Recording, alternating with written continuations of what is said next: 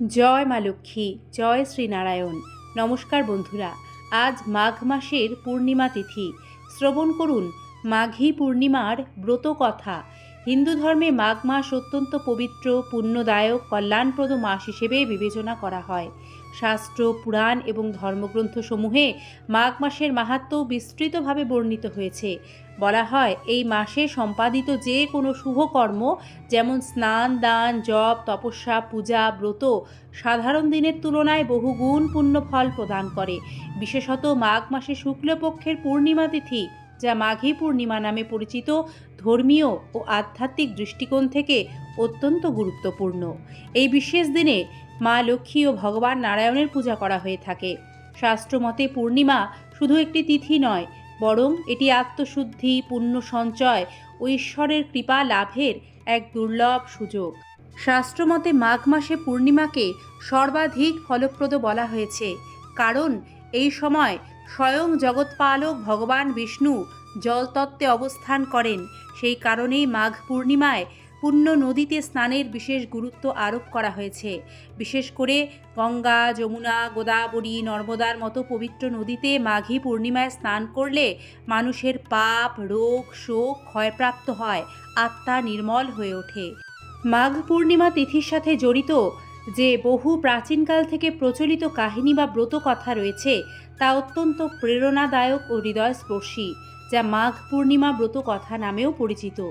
এই কাহিনীটি ব্রতের মহিমা ও তার অলৌকিক শক্তিকে প্রকাশ করে। ব্রতকথাটি হলো এইরূপ: প্রাচীনকালে কান্তিকা নামে এক নগর ছিল। সেই নগরীতে ধনেশ্বর নামে এক দরিদ্র অথচ অত্যন্ত ধর্মপরায়ণ ব্রাহ্মণ বসবাস করতেন। তিনি অতি সরল ও সংযমী জীবনযাপন করতেন এবং ভিক্ষার মাধ্যমে নিজে ও নিজের পত্নীর জীবিকা নির্বাহ করতেন। এই ব্রাহ্মণ দম্পতি ঈশ্বরের প্রতি অগাধ বিশ্বাস রাখতেন, কিন্তু তাদের জীবনের সবচেয়ে বড় দুঃখ ছিল যে তাদের কোনো সন্তান ছিল না। আর সন্তানহীনতার কারণে সমাজে তারা বহু অবমাননা ও মানসিক কষ্টের সম্মুখীন হতেন। একদিন ব্রাহ্মণের স্ত্রী ভিক্ষা সংগ্রহের উদ্দেশ্যে নগরীতে বেরোলেন, কিন্তু দুর্ভাগ্যবশত সেদিন গ্রামবাসীরা তাকে বন্ধ্যা বলে অপমান করল এবং কেউ ভিক্ষা দিল না, ভিক্ষা দিতে অস্বীকার করল। এই অপমানে ব্রাহ্মণের হৃদয় ভেঙে গেল এবং চোখের জলে চোখ ভরে উঠল। তিনি কাঁদতে কাঁদতে গৃহে ফিরে এসে সমস্ত ঘটনা স্বামীর কাছে বললেন। ব্রাহ্মণ তাকে ধৈর্য ধারণ করতে বললেন এবং ঈশ্বরের শরণ নেওয়ার উপদেশ দিলেন। কিছুদিন পর এক দয়ালু নারী ব্রাহ্মণীর সঙ্গে সাক্ষাৎ করে তাকে মা কালীর আরাধনা করার পরামর্শ দিলেন এবং বললেন, যদি তিনি 16 দিন নিষ্ঠা ও নিয়ম সহকারে মা কালীর পূজা করেন, তবে মা অবশ্যই কৃপা করবেন, মুখ তুলে চাইবেন।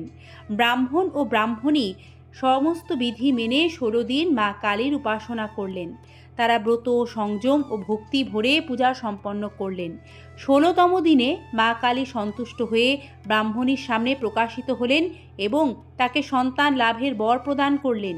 পাশাপাশি আদেশ দিলেন যে প্রতি পূর্ণিমায় একটি করে দ্বীপ জ্বালাতে হবে এবং প্রতিটি পূর্ণিমায় এই দ্বীপের সংখ্যা অর্থাৎ প্রদীপের সংখ্যা বাড়াতে হবে।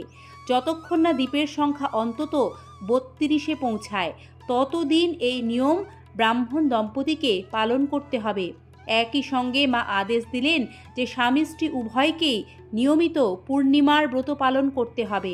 মা কালীর আদেশ অনুসারে ব্রাহ্মণ দম্পতি প্রতি পূর্ণিমায় দ্বীপ জ্বালাতে শুরু করলেন, নিয়মিত ব্রত পালন করলেন। পূর্ণিমার কিছু সময়ের মধ্যেই ব্রাহ্মণী গর্ভবতী হলেন এবং নির্দিষ্ট সময়ে দেবীর আশীর্বাদে এক ফুটফুটে পুত্র সন্তানের জন্ম দিলেন। দেবীর আদেশে তারা পুত্র লাভ করায় সন্তানের নাম রাখলেন দেবীদাস।